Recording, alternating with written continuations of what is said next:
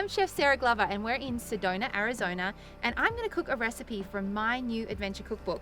Today we're going to be making the prickly pear venison skewers. Let's get cooking. Step number 1, we are going to be making a prickly pear marinade for our venison skewers, and what I've got in here is some prickly pear juice. And if you're wondering what prickly pear is, it's actually from this cacti that's growing behind me. It's the fruit of it, so it's like a little red part you'll probably find in some grocery stores. So I've got some prickly pear in here, a little bit of sugar and some chili flakes, and I'm going to add in a little bit of lemon for some citrus. What we're looking for in our prickly pear jam is we just want it to actually coat the back of our spoon. We should be able to run our finger down the back of it, and you can see that it's not all running together. That's how we know that our jam has started to form, which is all the pectins in the fruit coming together. I often draw a lot from the environments that I cook in, and I've just been enjoying a little sneaky mezcal shot, so I thought, why not throw it in our jam? So this is some venison backstrap. What I'm going to do with my backstrap is I'm going to slice it really nice and thin. You just want these little strips that you can essentially skewer onto your skewers. Our prickly pear jam is looking fan-bloody-tastic, and I'm going to pour this over my venison meat. I've let it cool down just ever so slightly. And what we're going to do is mix it into our venison backstrap. Now this is a really great time to invite a friend, or if you've got kids, to come along and give you a hand to start threading the skewers.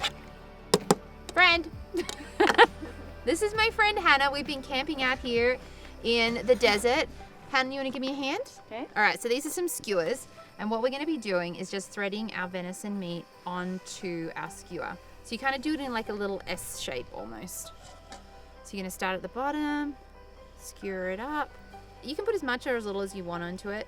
I think this is nice. This is kind of like a little canapé size. I'm just going to add a little bit of salt onto my venison. That's the sound you want. Sizzling hot. My venison skewer is looking fantastic. I've got this beautiful caramelization happening on it, so I'm going to pull it off. You really don't want to overcook your venison backstrap.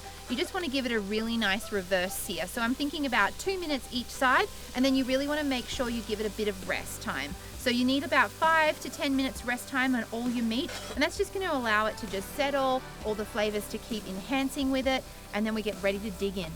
Okay, the real test is how it tastes. So good.